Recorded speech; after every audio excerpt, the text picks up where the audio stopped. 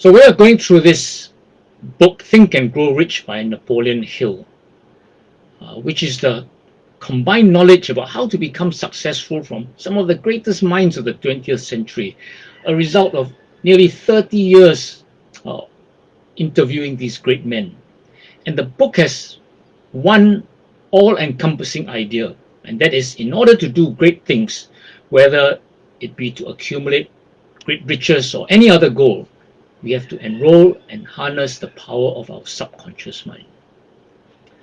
Last week we talked about 5 keys to programming our subconscious mind for great success. First, we must have a definite purpose, a clear, specific destination or target. Second, the power of auto-suggestion, to command your subconscious mind over and over and over and over and over again. Third, using the power of emotions to direct your subconscious mind, and we're talking about positive emotions. Fourth, visualization and acting as if you already have what you desire. And fifth, persistence and repetition, which is programming your subconscious mind, and there is no end to it. Okay, constant programming. I will continue to share from the YouTube video by Mani Vaya, the founder of 2000books.com. And he identified through this Think and Grow Rich that there is one power strategy that literally puts this whole book on steroids. This strategy makes the above 5 steps automatic, and that strategy is to burn the boats. Okay, to burn the boats. Now let me tell you the story of Spanish conqueror Hernan Cortes back in the 1500s to really explain what it means to burn the boats. When Hernan Cortes' warships arrived on what was then the Aztec Empire, he had clear intentions of fighting the Aztecs and conquering that area of what is now modern-day Mexico. However, he quickly realized that his army was badly outnumbered, almost to the ratio of 1 to 100. He saw that his soldiers were starting to hesitate and thinking of retreating in case the war did not go according to plan. So in order to get the very best out of his soldiers, in order to get them to win, he ordered his men to burn their boats. And once the boats were burned, there was no way of retreating. The soldiers knew very clearly that they had only 2 options, either win or die. There was no other way out, do or die. That created a burning obsession inside of them to win and to live. And that is why his army went on to win the war, even though they were outnumbered 1 to 100. That is the power of burning the boats. It quickly gets us to harness the power of our subconscious mind, because when our survival is at stake, the subconscious mind brings all its power to bear on a given situation. In those situations, we become unstoppable. So if you want to create a burning, obsessive, pulsating desire for something, if you really want to program your subconscious mind with your goal, you need to cut off all other paths of retreat. You need to cut off all other possibilities. You have to go all in. Just one option.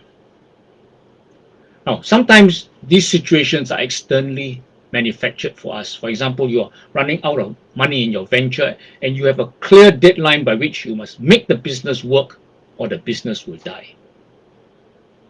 Many great entrepreneurs have actually credited those moments as the ones that really turn their businesses around. At other times, we have to burn the boats ourselves when there are no externally manufactured situations available to us. And one of the ways you can do that is to publicly commit to a goal. Declaration. Another way to do that is to create real deadlines with real consequences if the goal is not accomplished. Whatever you do to burn the boats, make sure it leads to a state of burning obsession, where you are almost obsessively thinking about the goal. You need that fire. You need that obsession. You need that in order to program your subconscious mind. And that is what will trigger you to greatness. Okay, we call it compelling desire. Okay. Kelly Poulos, the creator of the Asia Works Leadership Program, describes burning boats.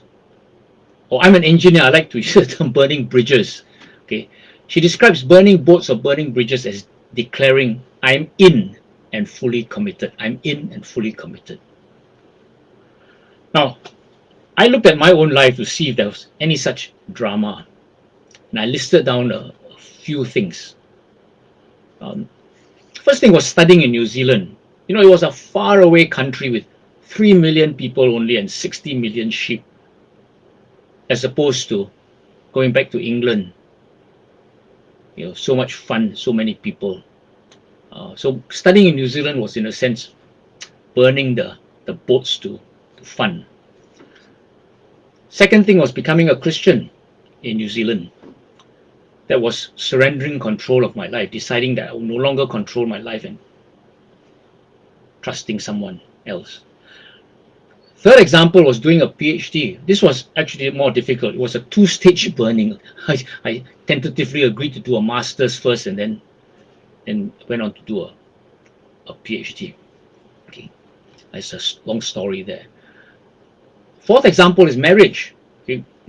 Once I decided to get married, there's no more options, you know, one person. Fifth was having children. Okay. Now, a lifelong commitment to another set of lives. And in my case, there were 3 sets of lives. Sixth example was to leave professional engineering to sell life insurance. What I did was I burned all my past experience, I burned all my professional qualifications, I burned all my expertise to take up a new apprenticeship. Seventh example was doing Nu Skin full-time. I got terminated by Prudential after 1 year. So that was a big boat burnt. Okay. And after 7 years, I actually gave up 2 professional engineering licenses and 3 financial licenses to commit just to Nu Skin as a 100% source of income. And the 8th example I would say was I put down daily commitments. Okay, honoring my word. Every time I declare something, every time I say something, it's a commitment. It's a done deal. Okay, no turning back. I accept the consequences of that first declaration. Okay, just a practice in small things. Okay. Now, for most people, the opportunities for the dramatic are fewer than daily opportunities to burn boats.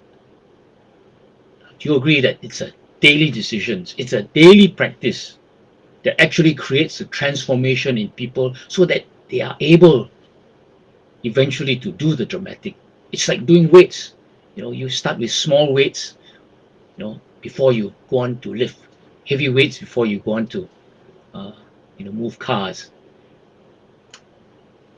So how do you decide to do something big like what Hernan Cortez did? Why was he able to do that? Because he has confidence. Okay, it's a solid belief that comes with previous life experience.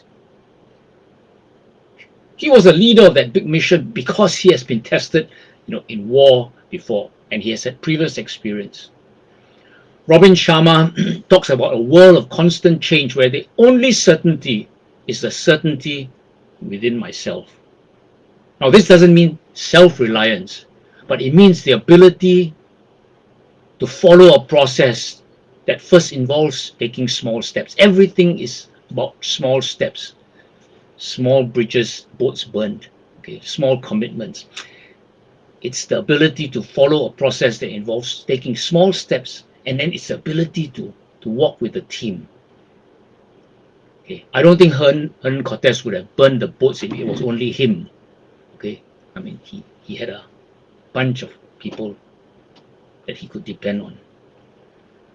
So this transformation is complete when it seeps into your subconscious mind, which is millions of times more powerful than your conscious mind to achieve the great goals that you have.